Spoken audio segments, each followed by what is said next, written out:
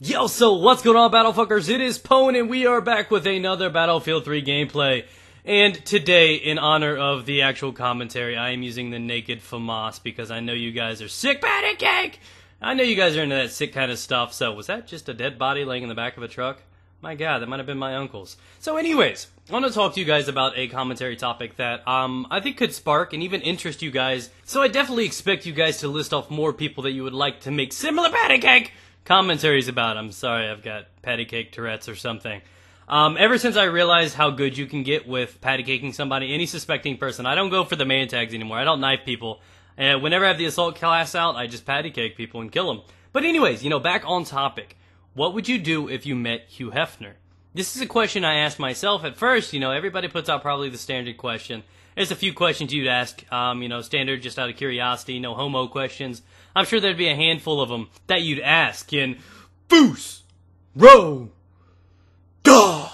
I know, it's kind of delayed, not as dramatic, no flashy blue lighter anywhere, but I guess fourth time's the charm. But anyways, back on topic about Hugh Hefner. Now this guy is king of the vagina. That's what this guy is known for. Now I want to kind of dissect who Hugh Hefner is. Who Hugh Hefner is.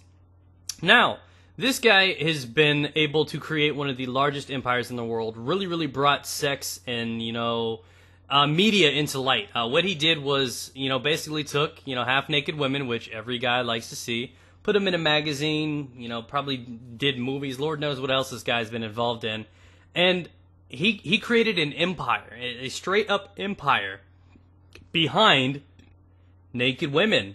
Interesting articles, which I'm sure, or I've been told have actually been in the Playboys. Not sure, don't quote me on it. I treat those like a flip book, unless some of the pages stick, it's just pretty pictures everywhere.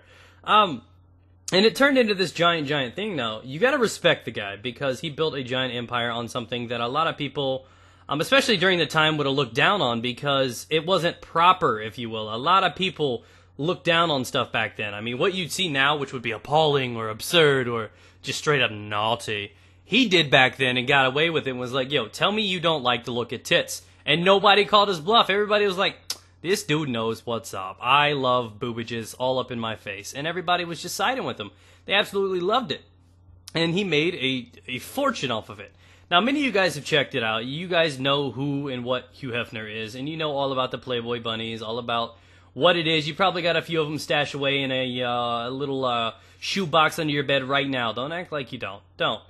And it was kind of what really brought in, a lot of sexual things throughout the world.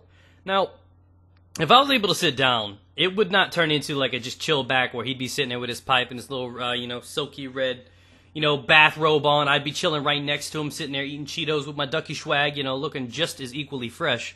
And I'd be looking at it and I'd be like, yo, Hugh, I gotta ask you questions. This would instantly turn into an interview because I would have so many questions to ask this guy. He is the icon for every guy in the world. He gets all the vagina possible. He lives in a buffet, it's just like, and you gotta wonder, does this guy, he's got all these random hot girls coming in, teenage girls and everything like this. And you know how things are for porn stars. When people audition, they got to give up a little head or they got to show their tits or see what they're capable of. For somebody books them for a role, you know what I mean? So obviously they're going to do something similar for Hugh and the Playboy. So for you to be initiated, obviously you got to go buck naked, but I would honestly ask you, I'm like, do they have to go with you? I mean, it's one thing you got to worry about. In Fusro, there we go. I'm sorry. I had a cough.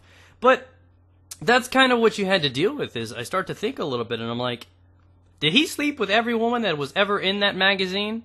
I mean, you make the rules. It's your magazine, so if, some woman's not willing to take it down or, take a shot to the mouth or something like that, I'm sure there's 100 other women that would. You know what I mean? So I bet that he had some, unwritten code, some Hugh Hefner code, that every woman that ever entered in that place he got to sleep with, just to test out the waters, if you will. Yeah, I know. So then I started thinking, how cool it would be to hang out with him and talk with him and talk about it, because the main topic, and I mean, with most people in the world it would be awkward, but the main topic with Hugh Hefner, you'd be asking him all kinds of questions. You'd be like, who's your favorite lay?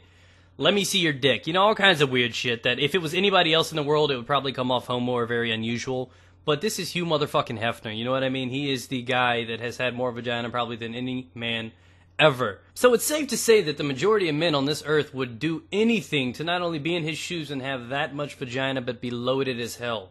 And in most people, you'd probably envy the guy. Now, I started thinking a little bit more deeper because eventually you gotta think about something else.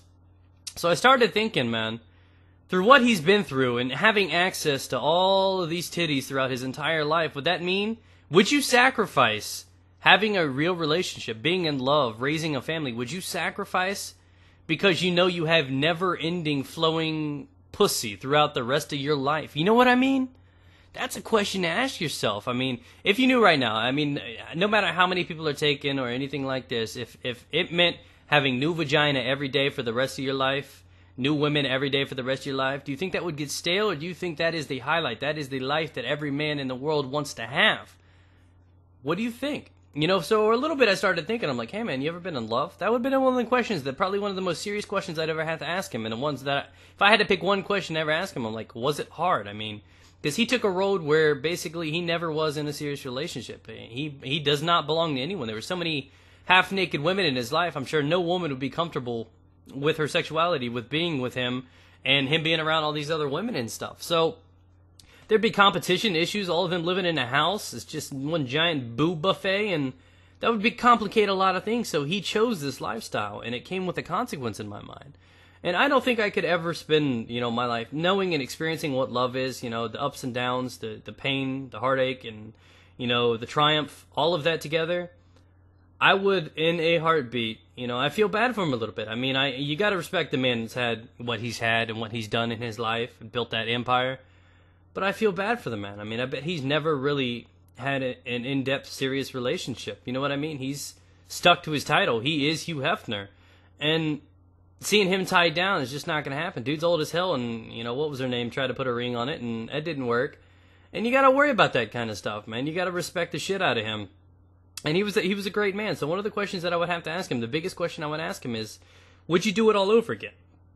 Are you happy with the way things happened? And everything like that. So I know it's hard to get a little deeper with there, but let me know what you guys think down below. Because I would honestly like to think who you think about. Now, if you want to dissect another person, let me know in the comments as well.